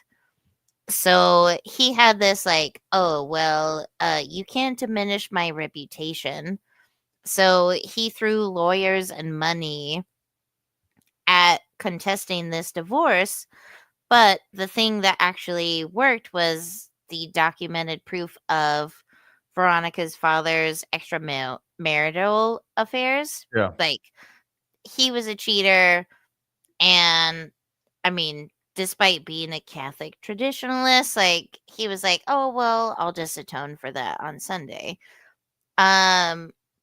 So her and her mother and their siblings branched off from their father's influence in Los Angeles, but because her older brother's only influence on how to run a family and be the head of household was from her abusive ass fucking father's example, when they moved to their own place, the abuse just kept coming. Like, it was same story, next chapter. And by the time, which is so sad. Like, one of the things that I've really struggled with in like my fucked up family dynamic is like, how do I break the cycle of abuse? Yeah, 100%. Like, when am I pushing it off onto other people where it's their responsibility, or like where is it that I am like saying no to all of it? I can't say Right. no for And other it's crazy people. because you see I can these say no stories. for me, Yeah, and but you I see can't. these stories and you realize that we're not alone, Yeah. right? You know? Totally. Like, I can say no for me, but does that make it worse for the other people who aren't at a place where they can also say no? Yeah, exactly. Like, am I being selfish for saying no Yeah. or self-preservationist? Like, it's Yeah. a whole fuckadoodle. Yeah, I like where you're hitting there though. I Yeah, think like, that's, you know, it's deep. yeah. How do you say no to what you know is wrong without making the wrongness then be imparted onto other people? Yeah. That's deep. And those other people like aren't necessarily able or willing to say the no that will then like carry over to the next Yeah. stuff. So then it almost feels like an attack Yeah. of you on the next tier down of like, well, it's not my problem, so now it's your fucking problem. I'm like, no, but just pass the buck. Like we're Yeah. passing it forward. Like it That's should what we be the do, right? person of the That's society, like, right? That's Right. what you do. yeah. It should be the person who is doing the fucked upness. Like Yeah. they need to fucking fix it. But because it's so multi-generational, you like trickle down economics never worked. Fuck you, Reagan. But like trickle down like emotionomics also like it doesn't work unless everyone from the top down just says like fucking no. Just So- say fucking no. Go ahead, Dilly. So, MyKala, I don't know how far in that you wanted to go. Were you Oh. gonna? Did you want to tie Compton into Bianchi Yes. Yes, that is where I was going. with Kim Breed? Yes. Let's have it. That is the plan. But I also have a kitty. So if you would like to do some segue, I will have opinions after. And like if you have something to chime in with now. So Compton. So we're figuring it out. Yeah. So Compton, she was a writer. Yes. She wrote a serial killer. What would you call it? A novel or a script? So ooh, okay. Never mind. I'll talk about Compton some more. So she experienced so much like childhood trauma. And Did then spend by the with time her that head. she got out of it, when she was 15, she got diagnosed with both breast cancer and cervical cancer at 15. So her doctors at the time recommended her to have a double mastectomy and a hysterectomy. And she had also been suffering from a lifelong kidney disorder. And she, I will asterisk say, relatively selfishly, was like, I would like to have a child, which given your genetic makeup, that's wild. But she was like, I would like to be able to have a child someday, so I will not do these various mastectomies, and I will just do chemotherapy. So at the age of 15, which is wild, like breast cancer and cervical cancer at the age of 15, on top of all of the generational trauma that you have experienced up until that point, like I am not surprised that she has no idea of what actual reality is. Right. I deal with my own levels of trauma and strife and other things, and I feel like I'm barely able to navigate that. Girl, I feel that with my soul. Dude, that situation, I have no idea. I cannot. The fact that she was like, I'm not getting those surgeries. I will just do chemo and I will sort it out. Like, shows the depths of her like braveness and like power of will, which almost makes this whole story sadder. So she decides not to get the surgeries. She just does chemo that does put her cancer into remission. She's still dealing with her kidney disorder. And because of this scare of like both her breasts and her cervix she decides that she needs to get pregnant as soon as possible because she either won't be able to or she's going to die. Yeah.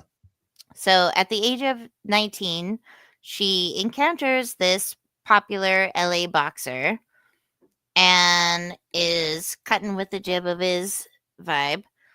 And she decides to get in a relationship. She gets pregnant and has a kid, but turns out this LA boxer is equally as degenerate as every other man in her life and is extremely physically abusive to the point where the last known instance of domestic abuse, she had to get partial facial reconstruction.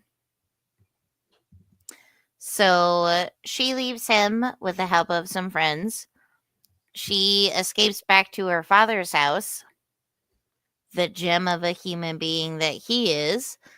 And now she's kind of like foisted into the upper echelons of LA society. But she had a kid with this boxer who beat the shit out of her. And her father, the Catholic traditionalist, says, I will not have an unwed mother in my house. But if you marry someone of my choosing, then I will let you be here.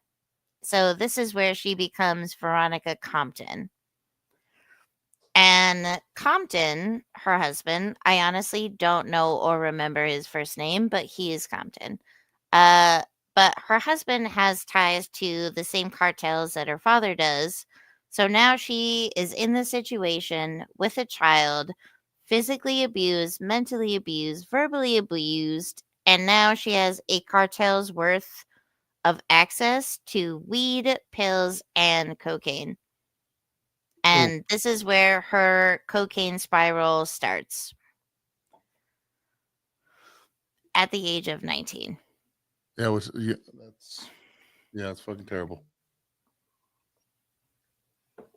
So, Just beginning life, right? Yeah. yeah, just literally, it is wild to me that we expect seniors in high school to know what they're going to do for the rest of their life and also incur hundreds of thousands of dollars of debt to like figure that shit out. I changed my major 5 times in 3 years before I dropped out, and I was like, I got no fucking idea what the fuck Oh, I'm doing. 100%. Yeah. 100%. Yeah, I'm like, no, this was a bad choice. So Veronica leaves her abusive boxer ex-husband, and when she moves back in with her father in Los Angeles, which arguably not the best dude, she ends up enrolling in this actor studio course with I don't remember his name, but he like was an acting coach for like Al Pacino, Gene Hackman, like some of the kind of luminaries of the late 80s. Like he taught the best how to be the best, and she was accepted into their fold. Like she had the charisma, she had the makings of an actual star. And she really shone as a playwright. Like she had the charisma, she could like be on stage, but she really was better suited to behind the scenes. She worked for numerous studios in LA as a playwright or as like a copy editor. She helped make other people be better, whether it was like her actors on her projects or it was other people's like scripts. She had figured her shit out, except for cocaine was ravaging through the theater and like cinematic industry. And so like she had this comedic, like she had this genius of screenplay, but because of her father's like cartel and like influences and her ex-husband's influences, like she would party all night and then just do like rails of coke to be able to get up and like fulfill her Yeah. like her screenplay deadlines. Like the genius was there, but it was so entrenched in like a constant state of like crisis management. Like, I got big feels for her. Honestly, I don't see how you wouldn't, right? Right. I mean, it's, you know, I think a lot of people can take this personal, right? I mean, just Yeah. the situation, and it's hard, right? It's this kind of stuff isn't easy to talk about. No. You know what I mean? It's not. And some cases are harder than others. I found Yeah. this case kind of like interesting, but also hard, right? Yeah. Does that make For sense? me, I oh, found it it totally makes intriguing, but I sense. also, because Like, I'm a true crime fanatic, but this case for me was difficult at the same time, and almost as much as it was intriguing. for me, the hardest part was the complete disregard for the essence of humanity of the killers and the ability of them to manipulate Vanessa. Because, like, giving that whole backstory is like the people that Anthony and or like Buomo and Bianchi took advantage of was the person that Veronica was to her core. Like, she was their full victim MO. But she had gotten to a point in her life where, despite the cocaine addiction, she was relatively successful as like an actress, as a playwright, as a screenwriter. Like, she had gotten her life to a point where she, like, I joke about myself sometimes as like I'm a functional alcoholic, but like she was a functional coke addict. Like, we all know that like the amount that I know that the amount I ingest is like probably like a rubber to me, but like it's not that bad. Like, it's not a problem. I still show up to work. Yeah. Right. She wasn't showing up to work. And so Veronica, at this point, she wants to make a screenplay that's about a female serial killer, Jesus Christ. It's called The Mutilated Cutter. Yep. And most of the female serial killers at that time were mostly baby killers, and that wasn't the vibe that she wanted her antagonist slash protagonist to be someone who murdered people with the intensity that men murder people. Right. Right. So she decided, Wild, though, right? I know. It gets crazier. Yep. So she decided that she was going to reach out to Kenneth Bianchi, who, like, this was at the time where she's like, I got my life on track, even though I'm a coke addict, but I'm like at least a functioning playwright. I got my life on track. I'm I'm like, I got my life on two tracks. Let me send my murderous script to a serial killer. Yeah. What if I just, and here's the thing that's like so crazy. It's like, she is an intelligent woman, but she was so addled by the depths of her like drug dependency that and given all of her like previous trauma and things that she experienced, she was ripe for the picking. She was exactly the kind of victim that Bianchi would have picked in the first place. Like, she just wasn't a sex worker, but she had the whole fucking like emotional litany of things that would have led her to be easily swayed by his specific sort of charisma. Mm-hmm. So, like, So now we're at the point where I was bringing up earlier that MyKala wanted to hit on the way previous life of her, which is a great backstory I didn't even know. But so her and Bianchi start messaging or sending mail to each other left and right. Yep. to the point where they start falling in love. She goes and visits Bianchi, and they come up with this mastermind plan. I know. Bianchi's still like, I can get out of prison. I can make Oh, this I could take care of you if only I wasn't in prison. right. So 'Cause he comes up, she's so searching for someone who can take care of her. No one's ever taken care of her. right. And he's like, I got you. So they come up with this mastermind plan. So he smuggles her a glove that has Yep. his semen in it. Gotta tie that Somehow up. this gets out of or gets to their visiting room. They he smuggled passes it out in off- the spine of a book. He They had passes like a it off to hardback her, book. and they come up with this mastermind plan where she's going to go to Washington, kidnap a young female, Yep. strangle them, and then plant that semen inside of the woman to make Yep. it seem like that killer's still on the loose. Exactly. Because at that time, the forensic evidence was like, we got a semen sample. We can only test the blood type. And Right. so he knew that his semen and he knew that that evidence was there, but he knew that that evidence was not tied to him because it didn't have that level of intricacy. Like So- they didn't have like a, hey, jizz in this cup so we can like run your spectrometry like data. Like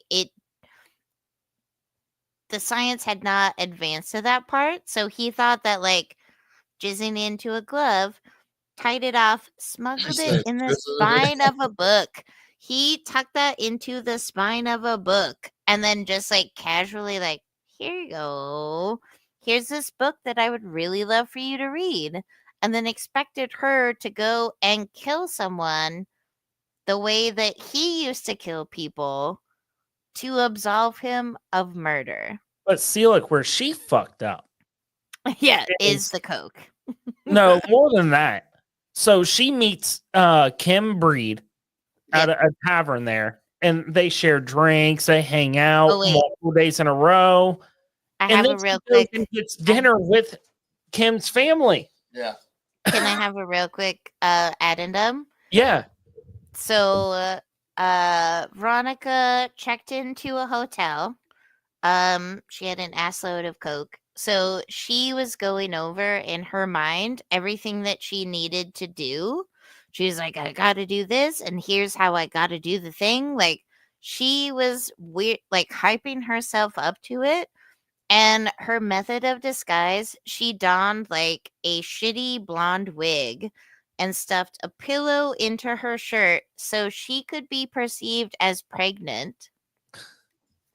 So then the pretenses under which she lured Kim Breed back to her apartment are fucking wild and also indicative of maybe like how we learn things since the 70s, because she did a bunch of coke, figured out what she wanted to do, stuffed her fucking pillow into her shirt, and then went to a bar.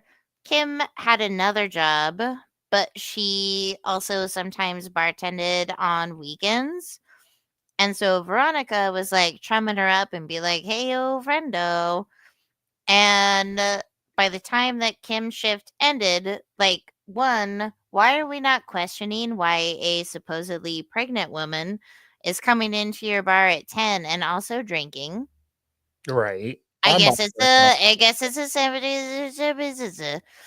70s. Maybe we didn't know back then. But like that's not your first red flag. It's like there's a supposedly pregnant woman drinking at your bar for multiple hours waiting for you to get off work. So then Kim gets off work. They go take a little drive. Kim has to go to the grocery store because she's got to get food for her kids. Mhm. She picks up the picks up the food, goes back to her house, drops it off. They're like drinking liquor from hard liquor from bottles in the car on the way back, doing rails of cocaine off of the fucking dashboard, and supposedly she is pregnant, and no one was like, yeah, maybe you're just like our DD. Like maybe this isn't the move for you. Like it's only when you're I have thoughts about what happens later, but yeah. So she is a willing participant each step of the way of like drink at my bar. Sure you're pregnant. Yeah, I'm gonna go grocery shopping. Sure you're pregnant. Drop it off with my kids. Still fucked up and drunk. Yep, still pregnant. Let's go to a Right. park. Like drink some hard liquor out of bottles. Snort some cocaine off of the fucking dashboard. Still pregnant.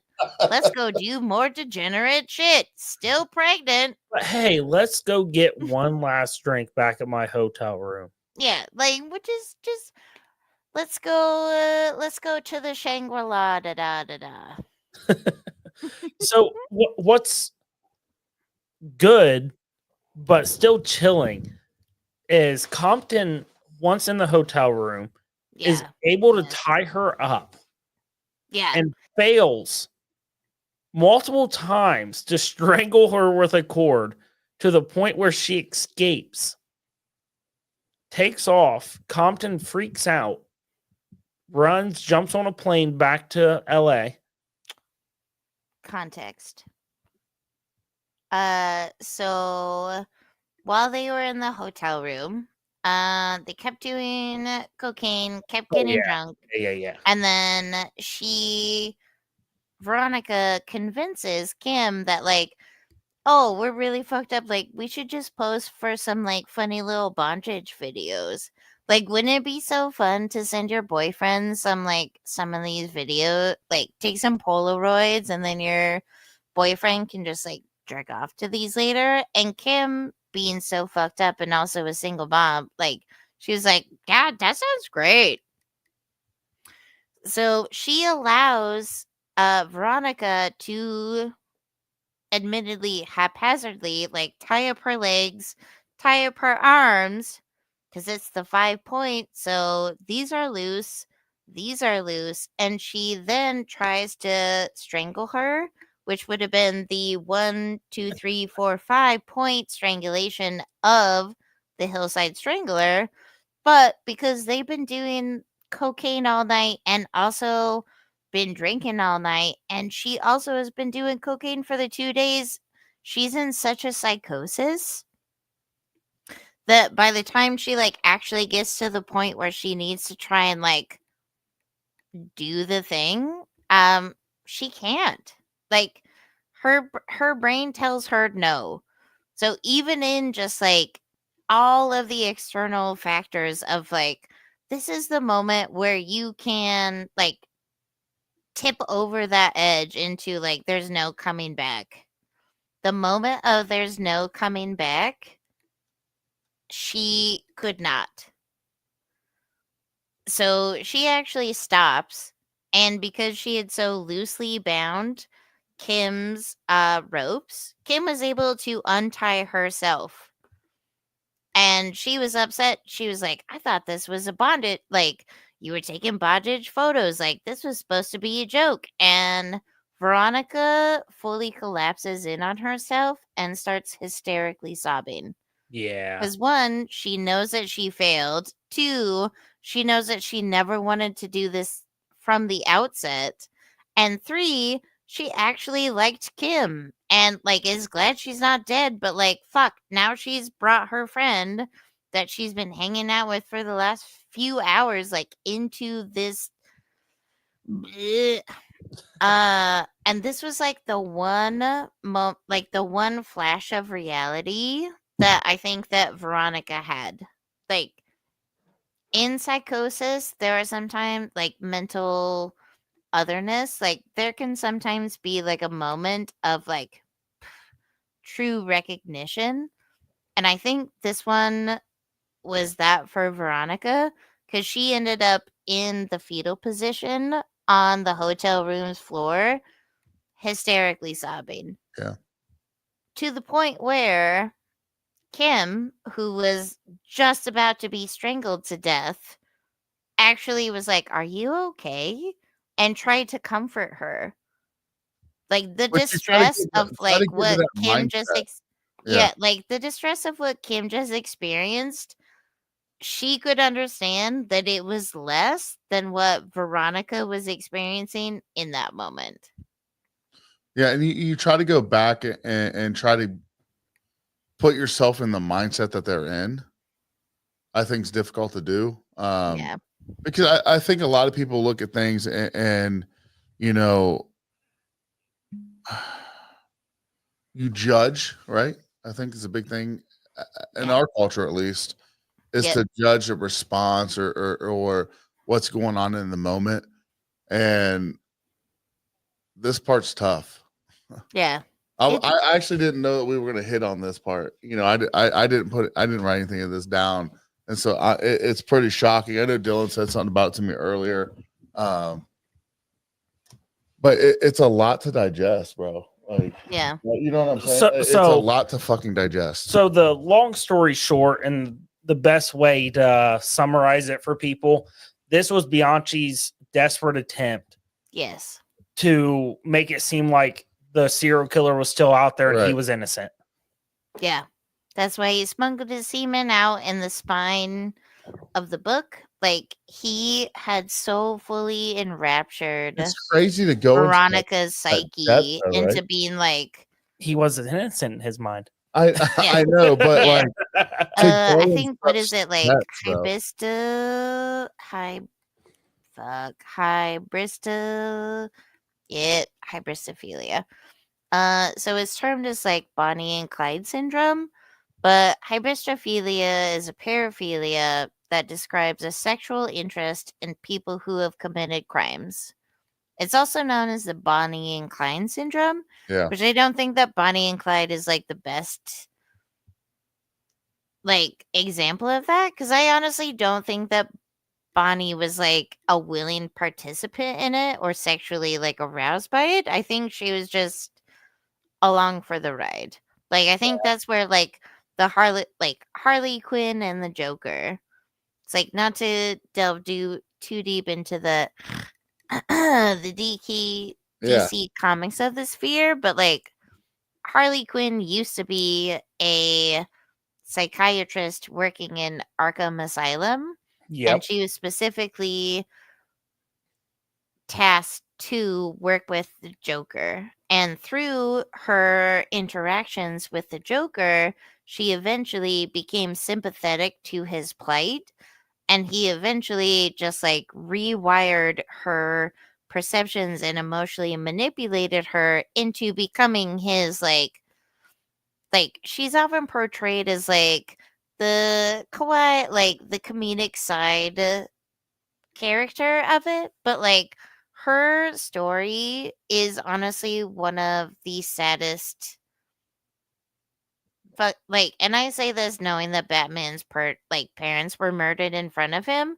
Like Harley Quinn, Dr. Harley Quinn's story is one of the saddest fucking stories in the DC universe, because it is a woman who has overcome all of the trials, trauma, and triumphed over it to become someone who can uniquely understand serial killers and people who wish to do harm to other people, while also like not succumbing to it. Like, sometimes an understanding breeds like an acceptance of a thing, and for the longest time she was like, nope, I understand these people, but I will not become one of those people.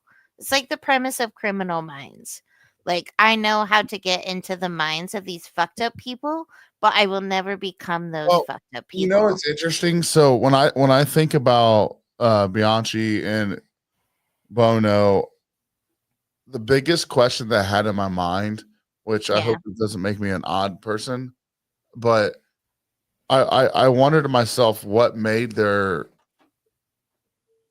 I guess, like their methods so effective. I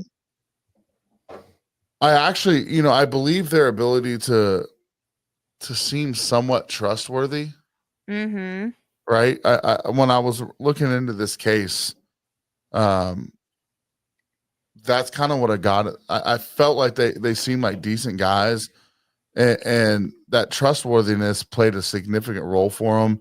I mean, they used charm clearly. They got what, a 12-year-old and a 14-year-old with them. Well, I'd Inside- say part of what I think is like, it's But- not that they portray a level of trustworthiness, is that they portray a false level of But- like vulnerability. No, that's what I was going to say, because Oh, sorry. no, you're fine. You're fine. But I definitely agree with that, because I wrote it on my notes here. They use a charm and Mhm. to deceit and lure their victims, exploiting the vulnerabilities of the women that they were targeting. Right. So Yeah. at that moment in time, I'm not saying maybe they didn't appear trustworthy at the time, but they were able to approach different women at different times and Yeah. manipulate the situation and figure out what their vulnerabilities were, to each victim that they were targeting. And Totally.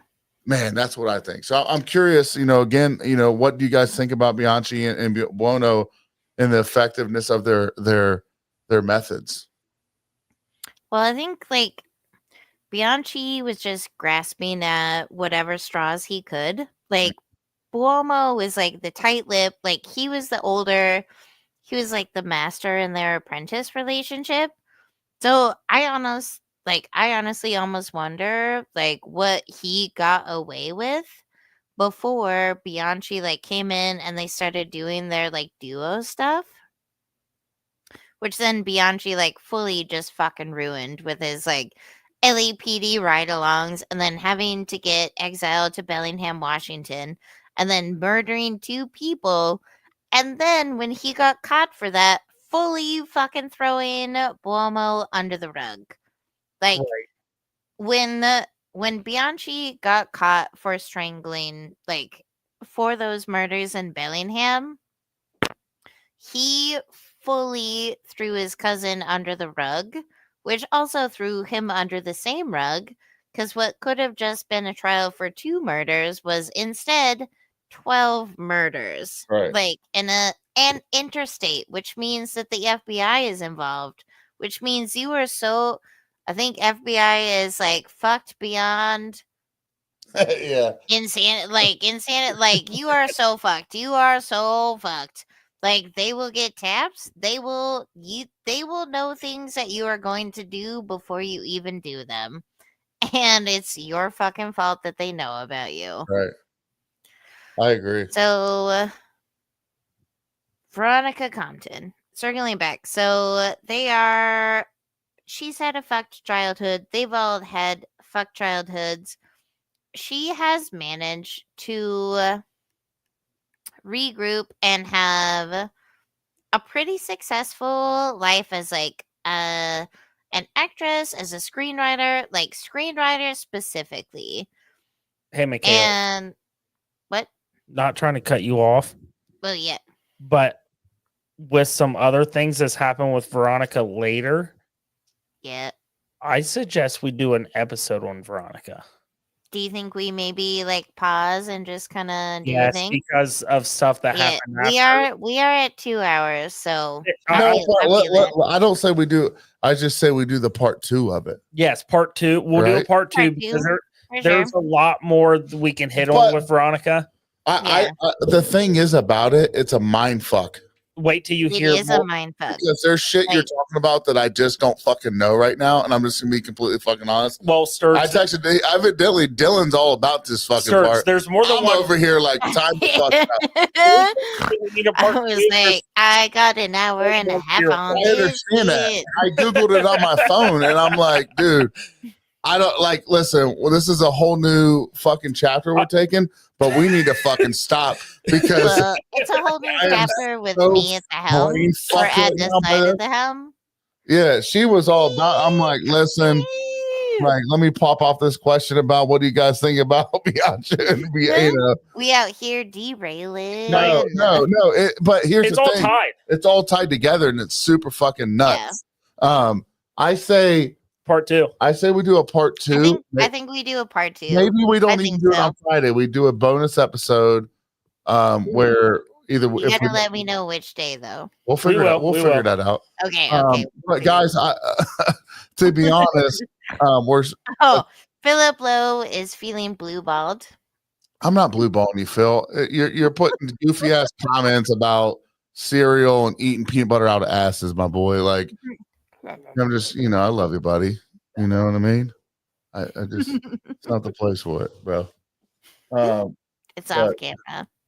It's fine. I'd like to see you eat that peanut butter out of somebody's butt, but I'd like we to can see talk you eat about that on peanut another butter out of episode. that. So we're gonna make this a part 2. We can't do it Friday, but we're gonna get with her, with MyKala, try to figure out Because now how we're gonna do this episode. Maybe we got some ideas, I think. But so I guess we weren't planning on this, right? No. So no. I honestly probably have like at least an hour and a half or 2 hours of like more things to say. So Yeah, that's why I was like, hey, let's leave Veronica for part. Yeah, like because we could keep going with Veronica. Well, I'm especially over with here more. trying to keep up in Google, and I'm like, oh fuck! And then I saw this, I'm like, oh shit, dude. There's a lot. I texted Phil, and I'm like, bro, this shit's insane. So you guys, of course, it's Friday night. Hopefully you guys are, having a drink, enjoying yourself after a long week of work. yeah, I'm on the West Coast. I'm like, it's so early. I'm like, it's 7 p.m. I could go meet friends to do it's stuff. almost 10:15. No, I know. No, I know. No, but we really enjoy having you on, and I'm glad you're a part of the team, man. It's super fucking sweet. But we're gonna wrap the episode up of the Hillside Strangler, but we're not gonna wrap it up. We're gonna end part 1. We're gonna come out with part 2. And this case does remain a haunting part of the American crime history, and that's why we're doing it. It serves as the reminder that being vigilant and supporting the community and awareness is super crucial from preventing such tragedies, right? Learning about your surroundings, knowing and understanding your rights, right? You know what I'm saying? Yeah. I guess. Yeah. And we're going to take it deeper. But thank you for joining Big Sturge and Justice League and MyKala tonight, I should say, on Sip and Solve. So pour yourself another glass, take a moment to reflect on the lives that are actually affected by this case, right? That's what's most important. We're not here to talk about the douchebags that are committing the crimes, which we do talk about them, but we're here to give the victims life and a voice that their voice, because their voice was taken way too soon. Agree. And so, as always, I'm Big Sturge. I'm Justice League. And now I'm MyKala, and I'm part of the team. Well, hold on. You're in this now. We need a nickname. We'll have to figure that. Oh, Kitty. So my my like online handle name is like Mickey. All right. So I often go by like Mick or Mickey. All right, I'm Big Sturge. I'm Justice League. And I'm Mickey. And we are American and Whiskey. Peace out.